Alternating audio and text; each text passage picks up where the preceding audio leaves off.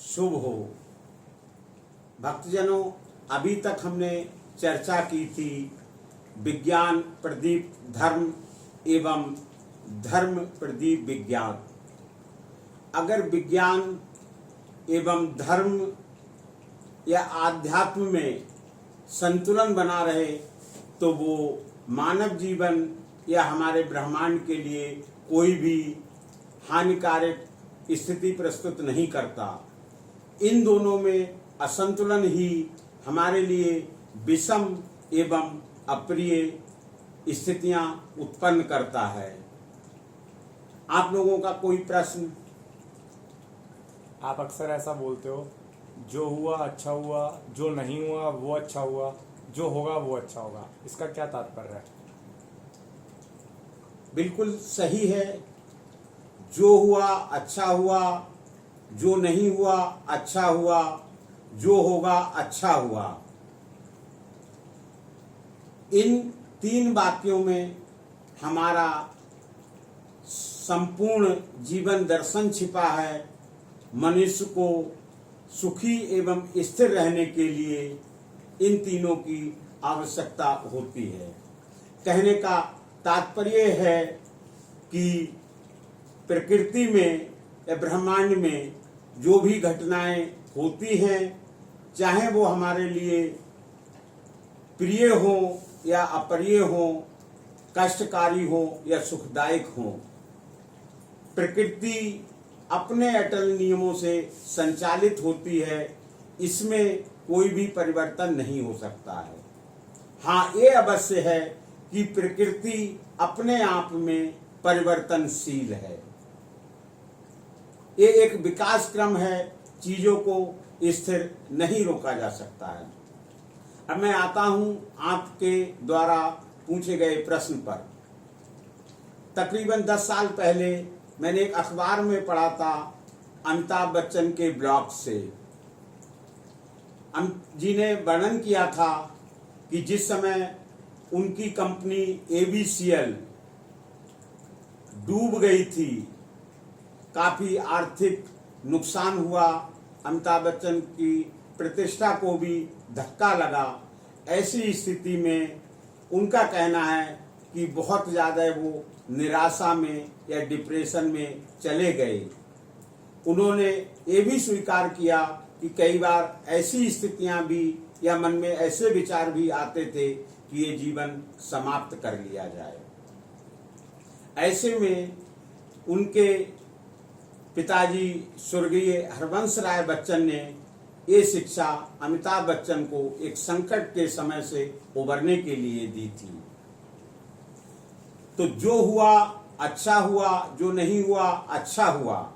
हमारे जीवन में जो कुछ होता है, जो घट जाता है, उसको हम बदल नहीं सकते, केवल सावधान हो सकते हैं। अगर हमारे स्वयं के कार्यकलापों, व्यवहार से अगर कोई भी अप्रिय घटना घटती है, चाहे वो हमारे लिए हो या अन्य के लिए, इससे सावधान हुआ जा सकता है।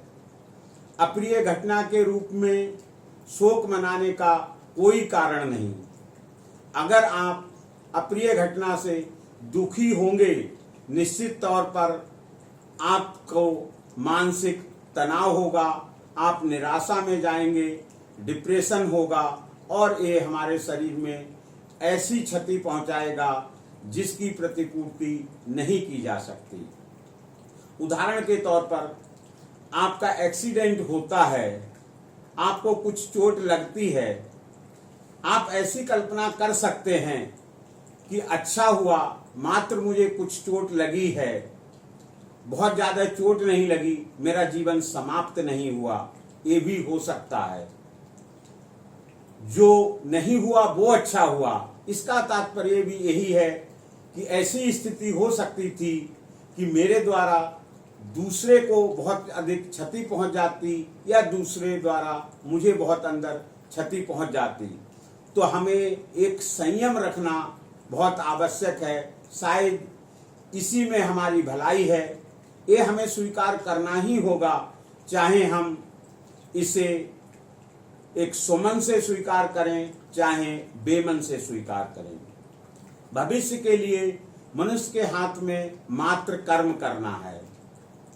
आप धर्म सम्मत अपने मन से, वचन से, कर्मों से अपने व्यवहार एवं कार्यकलापों को संचालित करें।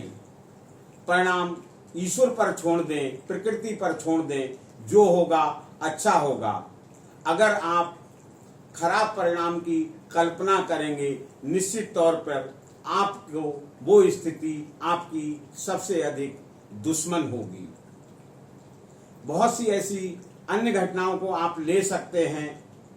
ऐसा देखा गया है कि व्यापार में कुछ लोगों को अपार क्षति हुई और वो उस स्थिति को सहन नहीं कर पाए और हार्ट अटैक द्वारा उनकी मौत हो गई और उनकी मौत से परिवार के लिए एक विषम परिस्थिति उत्पन्न हुई और उसमें इतना नुकसान हुआ जो क्षतिपूर्ति नहीं किया जा सकता है। ऐसा भी समझा जा सकता कि जो हमारा नुकसान हो चुका है उसको हम बदल नहीं सकते हैं, हम स्वीकार कर लें। ये प्रकृति प्रदत्त घटना थी जिसको टाला नहीं जा सकता है और प्रकृति ने हमारे लिए कहीं ना कहीं एक अच्छी योजना बनाई हुई है, तो इसमें दुखी होने का कोई कारण नहीं। भविष्य में हम और सतर्क और ध्यान से अपने कार्यकलापों को संचित करें और परिणाम ईश्वर पर छोड़ दें।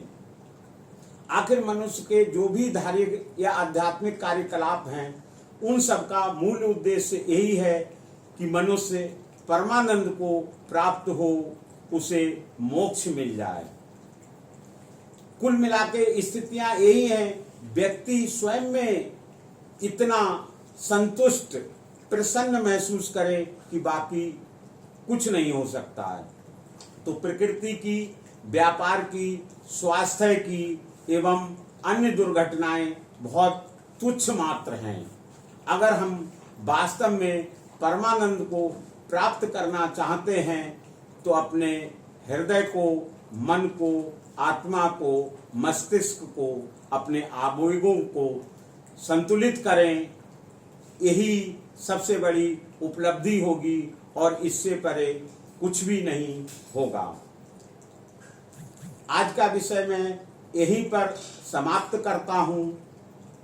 कल का विषय होगा परमानंद सत्यम शिवम सुंदरम एवं आप सभी की जेब हृदय की तरफ, मेरी जेब इधर क्यों।